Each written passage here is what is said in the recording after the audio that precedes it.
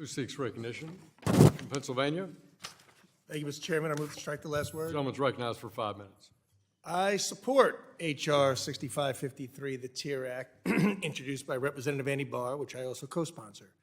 Today, federal banking regulation relies on asset-based thresholds that automatically trigger enhanced prudential standards, stress testing, and other large bank requirements once a bank crosses certain dollar amounts. Most of those thresholds were set in 2010 and have remained essentially frozen, despite more than 40% inflation and significant economic growth since then.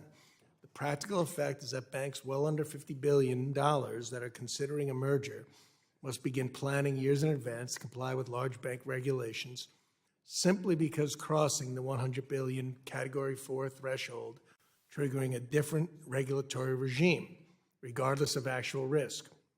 The TIER Act fixes this problem by adjusting multiple regulatory thresholds, including the Category 4 threshold, to reflect economic growth and then indexing those thresholds to nominal GDP on an ongoing basis rather than letting inflation determine bank regulation. This ensures regulation remains risk-based, predictable, proportional, instead of forcing healthy banks into higher regulatory categories simply because prices and balance sheets have grown over time. This is thoughtful tailoring, making sure the framework works as Congress intended.